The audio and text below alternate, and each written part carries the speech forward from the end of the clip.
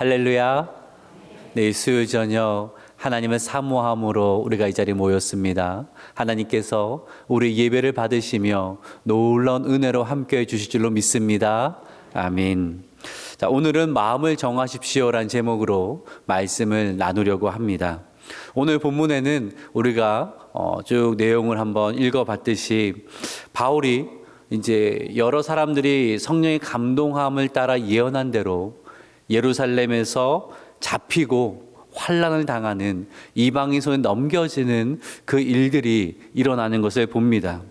유대인들에게 불법적으로 폭행을 당했고요. 그리하여서 크게 위축될 수밖에 없는 그러한 상황이었을 겁니다. 하지만 바울은요, 전혀 위축됨이 없습니다. 그를 죽이려고 하는 그 유대인들 앞에서도 담대하게 22장을 보니까 복음을 증거하는 모습을 우리는 발견하게 된다라는 거죠. 오늘은 큰 환난 속에서도 두려워하지 않고 담대하게 믿음을 지키며 담대하게 복음을 증거하고 사명을 감당한 이 바울의 이야기를 좀 보려고 합니다. 이를 통하여서 우리의 인생길에 마주하는 환난이 있다 할지라도 우리도 흔들리지 않고 끝까지 믿음을 지키며 사명을 감당하는 하나님의 충성스러운 일꾼 되기를 주님의 이름으로 축복합니다. 아멘. 지난 수요일에 우리가 살펴본 이야기가 있죠. 바울이 예루살렘에 와서 야고보와 예루살렘 교회의 장로들을 만났습니다. 그리고 하나님께서 어떻게 놀라운 일들을 행하여 주셨는지를 나눴습니다. 그 이야기를 듣고 모든 사람이 기뻐하며 하나님께 영광을 돌렸습니다. 그런데 우려스러운 상황이 하나 있었죠. 예루살렘 교회 내에서 바울에 대한 루머가 돌고 있었다 하는 것입니다. 그 루머는 무엇이었냐면 바울이 이방 땅을 다니면서 할례를 행하지 말라라고 가르쳤고 그 율법의 관습을 따르지 말라라고 가르쳤다라는 것입니다. 이는 사실이 아니었죠. 바울은 구원받음에 있어서 율법은 구원의 역할을 하지 못한다라고 했고요. 오직 믿음으로 구원받음을 가르쳤지 할례를 행하지 말아라, 율법을 지킬 필요가 없다라는 그러한 말은 한 적이 없었습니다. 거짓 루머였습니다. 아마 바울을 못마땅해 한 사람들의 한 말이 커지고 커지다 보니까 재생산되다 보니까 그러한 이야기가 예루살렘 교회 내에 파다하게 퍼졌던 것 같습니다. 일꾼들을 낙심하게 만들고 교회를 흔드는 것이 사단의 목적인데요. 이 사단의 전략 중에 하나가 거짓 소문이 돌게 만드는 것입니다. 이 루머가요, 누군가 한마디 딱 내뱉으면 재생산되고 확대 재생산돼서 교회 안에 순식간에 퍼지는 것을 우리는 보게 됩니다. 여전히 우리 안에 이 죄된 습성이 있어서요, 누군가에 대한 그런 가십거리를 들으면 또 다른 그 말을 전하고 싶어서 마음이 입이 근질근질 거리게 된다라는 거예요. 잘 생각해 보세요. 참 이상합니다. 좋은 소문은 빨리 안 퍼지는데요, 나쁜 소문은 어떻게 그렇게 빨리 퍼지는지 우리는 그 속도를 잘 알고 있지 않습니까? 그런 이야기 들으면 누가 그렇대라고 들으며 그거 전하지 않고는 입이 근질근질 거려서 견딜 수가 없는, 복음을 전할 때는 꿀벙어리가 되는데 그럴 때는 때를 얻든지 못 얻든지 전하기를 힘쓰는 그 열정이 이 죄된 습성에서 나와서 그것이 우리의 여전히 죄악된 본성 아니겠습니까? 로마서 1장 29절을 보면 하나님께서 미워하신 죄악들이 쭉 열거되어 있는데 보세요. 불의, 추악, 탐욕, 악의, 시기, 살인, 분쟁, 사기, 악독, 그리고 마지막에 뭐라고 나옵니까? 수군수군하는 자요. 수군수군하는 거, 루머를 퍼뜨리고 그런 소문들을 퍼뜨리는 것을 하나님께서 매우 싫어하신다라고 바울은 이야기하고 있습니다. 여러분, 모여서 어떨 때는 분위기가 갑자기 누군가의 험담을 하는 분위기로 이어질 수 있습니다. 그때는요, 그 자리에 오래 머물지 마십시오. 오래 머물지 마세요. 괜히 그 자리에 있다가 같이 험담을 하게 돼요. 이게 사람의 마음이거든요. 왜 좋은 소리를 하다가 금방 끝나는데 나쁜 이야기 하다 보면 아주 그냥 재밌게 계속 그 이야기를 한단 말이에요. 그거 하나님이 싫어하시는 죄입니다. 하나님이 보고 계시고 하나님이 듣고 계시고 하나님이 기억하신다 사실을 우리는 잊어서는 안 된다라는 것입니다. 여러분, 그런 죄에 동참하지 마시기를 주님의 이름으로 부탁드립니다. 아멘. 교회 내 악한 루머가 퍼지는 건 사단이 좋아하는 거고요, 이단이 쓰는 전략입니다. 내가 그 악한 소문을 듣고 내 입술로 퍼뜨리면 내가 뭐 하는 거예요? 사단의 협력자가 되고 만다라는 거예요. 그럼 그러지 마세요. 누군가에게 그런 좋지 않은 이야기를 들었을 때 우리가 해야 반응은 무엇인가 하면 기도하는 것입니다. 여러분, 기도하는 거예요. 그 이야기를 들으시면 기도하세요. 그 이야기가 사실이라면 하나님께서, 공의 하나님께서 그 사람을 심판하실 것입니다. 근데 그 이야기가 거짓이라면 퍼뜨린 자에게 책임을 반드시 물으실 것입니다. 그러니 우리는 기도하면 됩니다. 기도하면서 하나님의 공의를 세워주시옵소서. 이렇게 기도하면 된다라는 거죠. 특별히요, 이 교회의 리더십에 대한 안 좋은 이야기들이 이게 떠도는 교회는요, 건강할 수가 없습니다. 반드시 분열이 일어납니다. 이 이단의 전략 중에 하나가 뭔지 아세요? 사람들을 기성교회에 이렇게 넣어놓는 겁니다. 그러면서 뭘 하게 하냐면 그 담임 목사에 대한, 또 리더십에 대한 안 좋은 원망과 불평의 말을 계속하게 하는 거예요. 원망과 불평의 말은요, 계속 퍼져나갑니다. 위력이 있어요. 그러다가 결국 그런 교회 이야기를 듣습니다.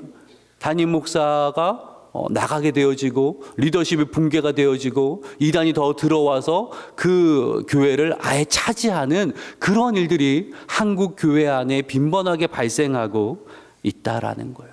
우리는 참 조심해야 됩니다. 이 바울이요, 예루살렘에서 환난을 겪게 된 것도 거짓 루머 때문이었거든요. 예루살렘 교회 내 거짓 루머는 그래도 좀 나았습니다. 이 바울이 어떻게 했죠? 이 야고보가 제안한 대로 이 서원한 네 사람의 정결 의식을 위한 후견인이 되어줬죠. 뭐 그럴 의무도 없었는데 후견이 되어주는 건 그냥 되는 것이 아니라 돈을 지불하는 거예요.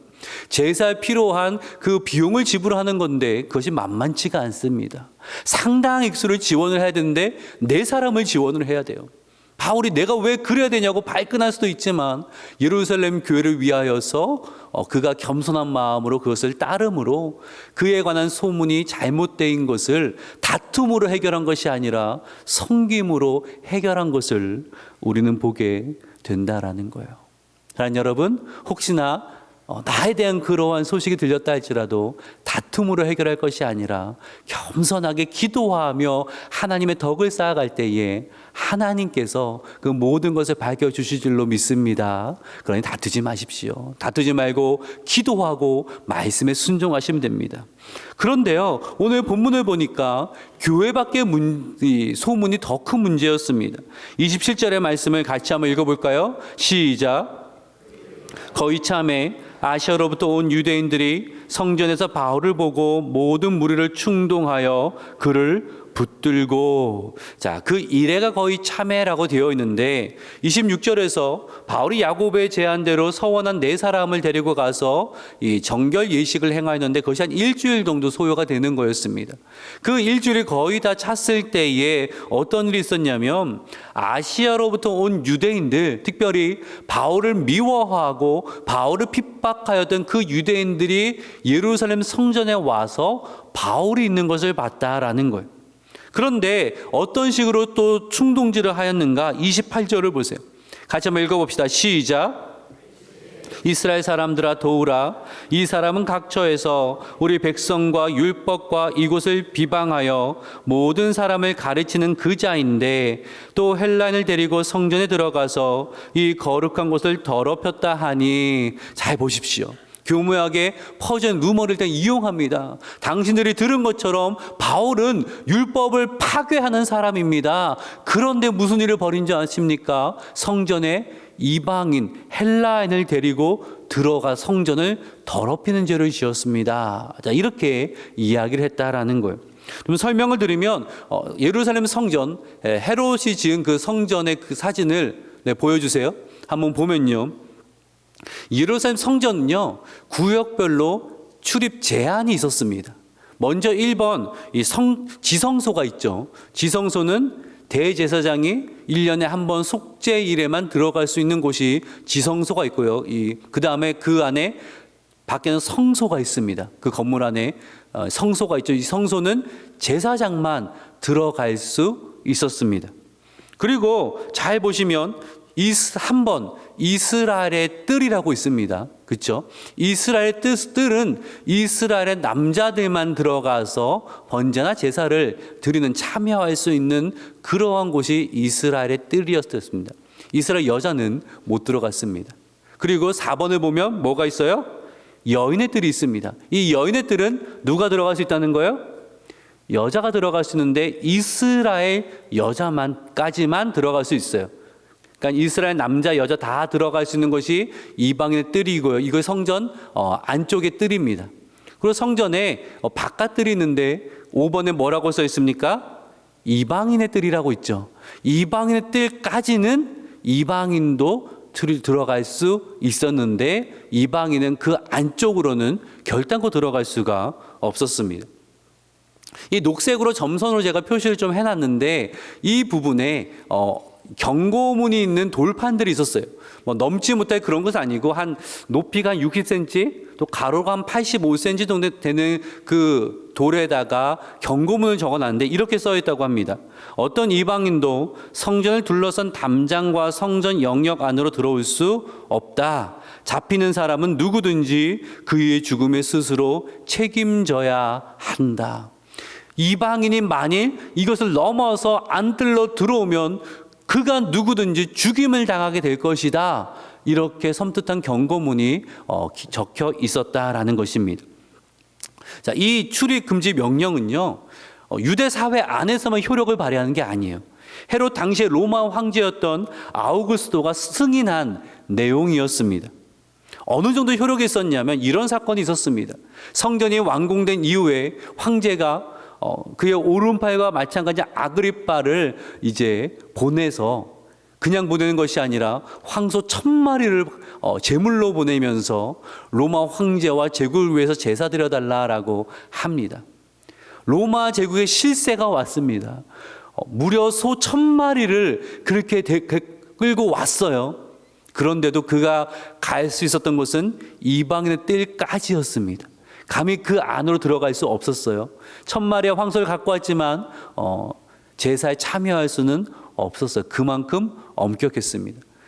그 경고를 넘어서 들어가면 이방인은 로마 시민이라고 할지라도 그가 장교라고 할지라도 죽임을 당할 수밖에 없었다라는 거예요. 지금 오늘 본문에서 아시아에서 온 유대인들이 바울의 헬라인은 이방인을 성전 안으로 데리고 갔다라는 그 말은 뭐냐면 성전 이방의 뜰을 넘어서 그 안뜰로 이스라엘 사람만 들어갈 수 있는 그 안뜰로 데리고 갔다라는 그 이야기를 하고 있는 거예요. 이게 사실이면요, 그 이방인도 죽임을 당해야 되고 이방인을 데리고 간 바울 역시 즉각 죽일 수가 있습니다. 이 유대 사회는 로마의 속국이었기 때문에 사형권은 없었지만 성전을 더럽게 하는 이방인이 그 뜰을 넘어가면 즉각적으로 사형에 처할 수 있는 권한을 부여받은 그런 상황입니다. 심각한 죄악이었다라는 거죠. 그런데 이것은 이방을 데리고 갔다는 건 사실이 아닌 것이 29절 누가가 이렇게 설명을 하는데 같이 한번 읽어볼까요? 시작. 전에 에베소 사람 드로비모가 바울과 함께 시내에 있음을 보고 바울이 그를 성전에 데리고 들어간 줄로 생각함이러라. 자, 어땠다고요? 에베소 사람 드로비모가 바울과 함께 시내에 있는 것을 이 유대인들이 봤다라는 거예요. 그러니까 드로비모를 알아본 것으로 봐서 이 유대인들도 에베소에서 온 것 같아요. 그 장면을 하나 봤었고, 그리고 바울이 성전 안뜰에 있는 상황 하나를 봤어요. 그래놓고는 뭐라고 지금 연결을 시켰어요? 바울이 그 에베소 사람을 성전 안뜰로 데리고 갔다라는 결론을 내려버린 겁니다. 뭐 하나 확인하지도 않고 눈에 본 것도 아닌데 그런 결론을 내려놓은 거예요. 왜요? 바울을 미워하니까, 바울을 죽이고 싶으니까 지금 상황을 껴맞춰서 바울이 이런 일을 했다라고 오늘날로 말하면 카더라 하면서 사람들을 선동질을 했다라는 거예요. 대중들은요, 얼마나 쉽게 흥분을 하는지 모릅니다. 오늘날에도 그러지 않아요? 뭐 카더라 하면서 그렇게 루머들이 돌면요, 대중들은 그게 사실인지 아닌지 진위 파악에 별로 관심이 없어요. 흥분하여서 손가락질하고 욕을 하고 악한 댓글을 남기고 그 사람이 괴로워 어떻게 되든 말든 상관하지 않고 그렇게 하지 않습니까? 나중에 그것이 사실이 아닌 것이 드러나도요, 누구 하나 책임지지 않는 것을 우리는 보잖아요. 당시에도 그랬어요. 그런 이야기를 들으니까 사실인지 아닌지 그거는 상관없이 다들 흥분하면서 그 안에는 분노, 삶이 얼마나 힘들었겠어요. 로마 속국 아래 살아가는 그 팍팍함의 어려움과 분노를 쏟아놓는 겁니다. 누구한테? 바울에게 쏟아놓는 겁니다. 거기 30절과 31절의 말씀이에요. 우리 같이 한번 읽어봅시다. 시작. 온 성이 소동하여 백성이 달려와 모여 바울을 잡아 성전 밖으로 끌고 나가니 문들이 곧 닫히더라. 그들이 그를 죽이려 할 때에 온 예루살렘이 요란하던 소문이 군대 천부장에게 들림에 온 성이 소동하였다라고 말할 만큼 이 큰 소동이 있었다라는 것입니다. 백성은 흥분하여서 바울을 잡아서 성전 밖으로 끌고 갔어요. 바울이 들어갈 수 없도록 성전 문을 닫아버렸어요. 그리고 누가는 말하기를 바울을 죽이려 했다. 상황을 생각해 보세요. 바울이 아주 큰 고초를 당하고 있는 그러한 상황 속에서 로마 군인이 급히 개입하여서 바울이 무사할 수 있었다라는 거예요. 32절을 같이 한번 읽어봅시다. 시작. 그가 급히 군인들과 백부장들을 거느리고 달려 내려가니 그들이 천부장과 군인들을 보고 바울 치기를 그치는지라. 소동이 일어난 이후에 급히 로마 군인들이 옵니다. 다시 한번 성전 그림을 보여주시면 저 북쪽 파란색에 뭐라고 써 있어요? 안토니아 요새라고 되어 있죠. 이 성전 북쪽에 로마 군인들이 거주하는, 천부장과 백부장들과 군인들이 거주하는 안토니아 요새가 있었고요. 그것이 계단으로 성전과 연결되어 있어서 성전에 소란이 일어나면 즉각적으로 달려올 수 있었습니다. 그러니까 지금 바울 때문에 예루살렘 성전에서 큰 소동이 일어나자 그 이야기를 듣고 누가 달려왔어요? 천부장이 백부장들과 군사들을 이끌고 빨리 달려왔다라는 거예요. 천부장은요, 1000명의 병사를 통솔한다라고 천부장인데 로마의 이 군사 제도를 보면 실제로 600명 정도를 이끄는 통솔하는 아주 높은 지휘관이었습니다. 이 천부장 아래는 10명의 백부장이 있었고 그 아래 또 백부장마다 보통 한 60명 정도의 군사들이 있었거든요. 성전에 소란이 일어났어요. 그러면 천부장이 보통 어떻게 하겠습니까? 백부장 불러서 야 너희들 군사 이끌고 한번 가봐라 이렇게 말하지 않겠어요? 그런데 천부장이 깜짝 놀라서 백부장들을 동원하여서 군사를 동원하여서 급하게 지금 예루살렘 성전 그 소동 현장으로 왔다라는 거예요. 왜 천부장이 왔죠? 왜 백부장이 아니라 천부장이 왔어요, 여러분? 왜겠습니까? 누가 그렇게 하게 한 거예요? 하나님이 지금 급하게 움직이신 거예요. 하나님이 급하게 움직였어요. 그래서 천부장이 군사 이끌고 오니까 이 화난 군중들도 바울을 어떻게 하지 못하고 그냥 내어줄 수밖에 없었고 천부장이 바울을 일단 결박을 했다라고 오늘 성경은 이야기하고 있습니다. 자, 한번 생각을 해보세요. 바울이 예루살렘 오는 길에 들었던 이야기는 환난과 결박이 기다리고 있고 그가 이방인 손에 넘겨진다는 이야기였습니다. 그 말을 들은 주변 사람들은 그러니 제발 예루살렘 올라가지 마십시오라고 간곡하게 만류를 했던 겁니다. 근데 그 환난은 어떤 환난이었어요? 유대인들이 바울을 죽이려고 하는 그러한 큰 환난이었습니다. 그럼 결박은 뭐였어요? 환난에 결박이 있고 이방인 손에 넘겨진다고 하니까 환난이 더 큰 환난이 있나 보다라고 그렇게 생각했었는데 그 결박은 어떤 결박이었습니까? 이방에 넘겨진 것은 어떤 거였어요? 하나님이 바울을 보호하고 지키시기 위한 수단이었다라는 거예요. 그렇죠? 그냥 듣기는 환난도 있고 결박도 있고 이방인 손에 넘겨주고 큰일 났다라고 그렇게 생각했었는데 어떤 일이었어요? 환난은 동족에 의한 것이었고 하나님께서 이방인 로마 군대를 동원하여서 바울을 안전하게 지켜주신 것을 우리는 보게 된다라는 거예요. 이 결박이 바울을 앞을 가지 못하도록 막은 것이 아니라, 사명을 감당하지 못하도록 막은 것이 아니라, 로마에까지 가기 원하는 바울이 안전하게 로마로 갈 수 있는 시작점이 결박이었다라는 거예요. 우린 그것을 발견하게 된다라는 거죠. 설교 초대의 질문이 무엇이었습니까? 바울이 어떻게 이 환난 속에서도 담대함을 잃지 아니하고 끝까지 믿음을 지키며 복음을 전하며 사명을 감당할 수 있었는가? 바울의 담대함이 어디서 오는 겁니까? 그가 가진 지식에서 오는 것도 아니고, 그가 가진 힘에서 오는 것도 아니고, 누군가가 바울을 지켜주기 때문에 있는 것도 아니고, 바울의 이 담대함은 하나님께로부터 오고 있는 거예요. 바울의 입장에서 보세요. 죽을 수밖에 없는 상황이었는데 하나님이 천부장을 동원시켜서 자기를 지켜두는 거예요. 천부장을 동원해서, 그 예루살렘의 가장 높은 인물을 동원해서 군사 중에서는 자신을 동원하는 거 보면서, 아, 하나님이 지금까지 나를 이렇게 지켜주셨고 오늘도 나를 지켜주시고 앞으로도 지켜주실 것이라는 그 확신에서 바울은 담대함을 가지고 흔들리지 아니하고 앞으로 나아갔음을 우리는 보게 된다라는 거죠.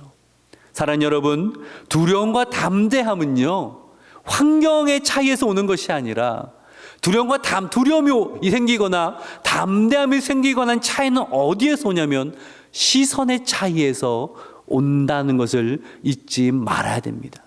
내 시선이 무엇을 향하고 있는가, 내 마음이 무엇을 향하고 있는가에 따라서 내 마음에 두려움이 엄습하기도 하고 내 마음에 담대함이 생기기도 한다라는 거예요.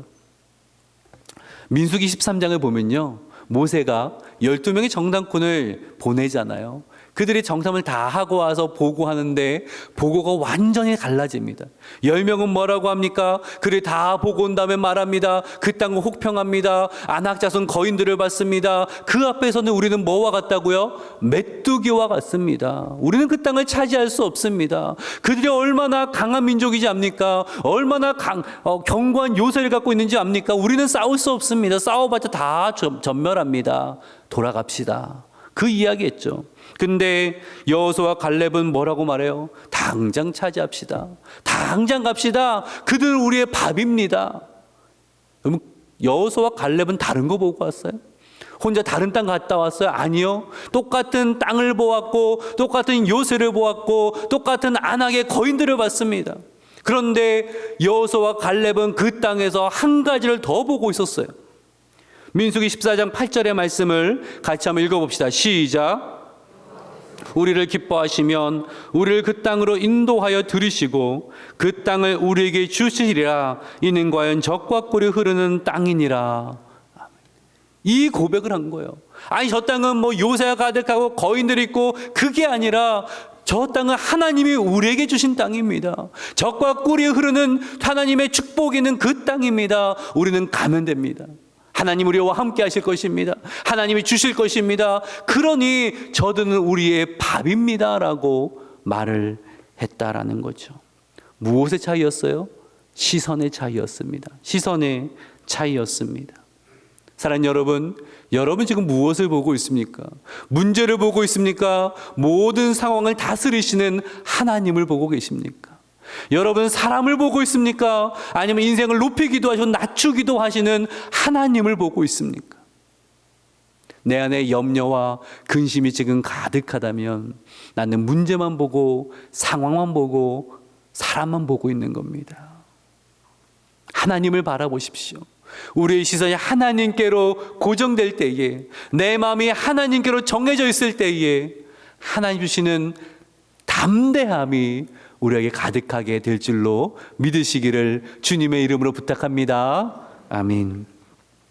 시편 57편 7절의 말씀으로 오늘 설교를 정리하려고 하는데, 우리 다윗의 시편 같이 한번 읽어볼까요? 시작. 하나님이여, 내 마음이 확정되었고 내 마음이 확정되었사오니 내가 노래하고 내가 찬송하리이다. 아멘.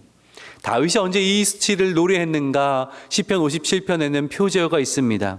다윗이 사울을 피하여 굴에 있던 때에, 사울을 피해서 굴에 있던 때에, 밖에는 사울이 군사들을 거느리고 다윗을 죽이려고 합니다. 아무도 갈 데가 없는 거예요. 사방팔방 둘러봐 다 적들로 가득해요. 그래서 어떻게 한 거예요? 굴에 숨은 거예요. 딴 데는 없으니까 굴에 숨은 거예요. 얼마나 마음에 두려움이 있겠습니까? 나는 이 굴 밖에서 나갈 수 있을까? 나는 내일 삶은 어떻게 되는 건가? 나는 내일 죽는 거 아닌가? 여러 두려움이 있을 때에 다윗은 이 57편 7절에 고백을 하고 있는 거예요. 하나님이여, 내 마음이 확정되었고 내 마음이 확정되었사오니. 내 마음이 하나님께로 정해져 있습니다. 하나님만 바라보겠습니다. 하나님만 바라보겠습니다. 그 고백을 가지고 하나님을 높여드리고 있는 것입니다. 그럴 때에 그의 마음이 담대함으로 바뀌고 그가 한 걸음 한 걸음 포기하지 아니하고 믿음의 고백을 할 수 있고 믿음의 삶을 살아갈 수 있었다라는 것입니다. 사랑하는 여러분, 우리에게 이 고백이 필요하지 않겠습니까? 내 마음이 확정되었사오니, 내 마음이 확정되었사오니. 이 다윗의 노래로 우리도 고백할 수 있어야 되죠. 문제만 바라보고 사람만 바라보고 환경만 바라보면 믿음은 도대체 어디에 있습니까? 사랑하는 여러분, 하나님께서 여러분을 천국으로 이끄심은 믿으시죠? 믿으시죠? 여러분의 영원함을 하나님이 책임져 주실 걸 믿으시죠? 그건 믿으시는데, 영원함을 하나님이 책임져 주실 걸 믿으시는데 왜 오늘 책임져 주신 하나님을 믿지 못하고 그렇게 두려워하고 한숨 짓고 있습니까? 그렇지 않아요? 나의 영혼에 대한 것은 하나님께 완전히 맡겨놓은 믿음이 있는데 왜 오늘 나의 삶에 대해서는 하나님을 믿지 못하고 염려와 근심 가운데 있겠습니까? 그러지 마시고 이 다윗의 고백처럼 내 마음이 하나님께 확정되었습니다. 내 마음이 정해졌습니다. 하나님을 바라보겠습니다. 하나님을 의지하겠습니다. 그 담대한 믿음의 고백이 오늘 밤 우리 모두에게 고백되고 선포되어지기를 주님의 이름으로 축복합니다. 아멘.